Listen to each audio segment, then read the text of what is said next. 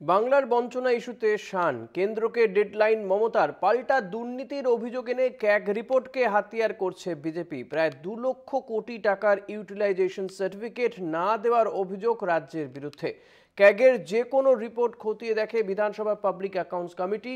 উল্টে বিজেপি সাধারণ মানুষের টাকায় আত্মসাৎ করেছে তোপ মমতার। আমি 1 তারিখ পর্যন্ত টাইম দিয়েছি, অফিসারদের সাথে অফিসারদের মিটিংও হয়েছে, 156টা টিম এসছে, কথাও বলেছে। যদি ওরা না করে আমি মরে যাইনি, আমি আপনাদের সাথে ছিলাম, আছি, থাকবো। বিক্ষোভ, আন্দোলন, ধর্ণা, বাংলার বঞ্চনার বিরুদ্ধে বারবার সরব হয়েছেন মমতা বন্দ্যোপাধ্যায়। সাড়া দেয়নি কেন্দ্রের বিজেপি সরকার। প্রধানমন্ত্রীর সঙ্গে সাক্ষাতেও জট খোলেনি। বাংলার বকেয়া পেতে কেন্দ্রকে ডেডলাইন বেঁধে দিয়েছেন মুখ্যমন্ত্রী। বুঝিয়ে দিয়েছেন লোকসভা ভোটের আগে 100 দিনের কাজের টাকা তৃণমূলের রাজনৈতিক হাতিয়ার। এই রকম পরিস্থিতিতে ক্যাগ রিপোর্ট হাতিয়ার করে পাল্টা বাংলার সরকারের বিরুদ্ধে দুর্নীতির অভিযোগে সরব হলেন সুকান্ত মজুমদার। মূলত 3 দফতরের খরচ নিয়ে প্রশ্ন তুলেছে বিজেপি।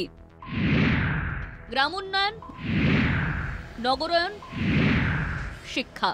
প্রথম যে বিষয়টি ক্যাগ সামনে এনেছে তা হচ্ছে প্রায় 1.95 লক্ষ মিসিং ইউটিলাইজেশন সার্টিফিকেট। তাহলে ক্যাগ প্রশ্ন তুলেছে যে এই টাকা তো জনগণের টাকা, এই জনগণের টাকা গেল কোথায়, কার কাছে গেছে? কারো কাছে কোনো তথ্য প্রমাণ নেই।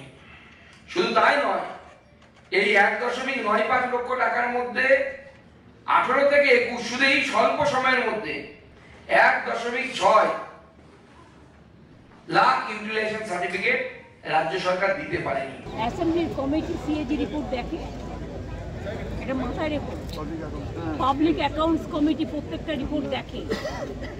যারা পাবলিক অ্যাকাউন্টস কমিটির মেম্বার, ওদের নিজেদের জিজ্ঞেস করো কত লক্ষ কোটি টাকা গরিবের টাকা দিয়ে নিজেদের ধন সম্পত্তি বানিয়েছে।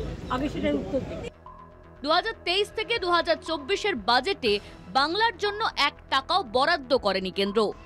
100 দিনের কাজের টাকা, আবাসের টাকা সমস্ত বন্ধ। এবার জুড়ল ক্যাগের রিপোর্ট। কিভাবে এর মোকাবিলা করবে তৃণমূল? পিএম কেয়ার ফান্ডে যে হাজার কোটি টাকা কালেকশন করা হয়েছিল কোভিডকে সামনে রেখে সাধারণ মানুষকে বোকা বানিয়ে, সে পিএম কেয়ার ফান্ডের ক্যাগ অডিট হয়নি। তৃণমূলের অভিযোগ রাজনৈতিক প্রতিহিংসার কারণেই মিথ্যে প্রচার করছে বিজেপি। বাংলা আর উত্তরপ্রদেশের ক্ষেত্রে আলাদা আলাদা যুক্তি সাজাচ্ছে মোদী সরকার। ত্রুটি থাকা তালিকা উত্তরপ্রদেশে অনুমোদিত হয়। ত্রুটি থাকা তালিকা থাকা সত্ত্বেও ভাজপা কিংবা বিজেপি সরকার যেখানে আছে ভারতবর্ষে, তারা কিন্তু এই মানরেগা টাকাটাও পেয়েছেন এবং গরিবের মাথার উপরে যাতে ছাদ হয় সে টাকাটা তারা পেয়েছে।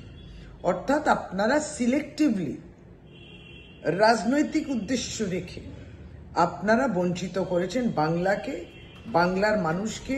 বিজেপির বক্তব্য, মুখ্যমন্ত্রী যদি ধর্নায় বসেন তবে তারও পাল্টা আন্দোলনে নামবেন ক্যাগ রিপোর্টকে হাতিয়ার করে। কলকাতা টিভি।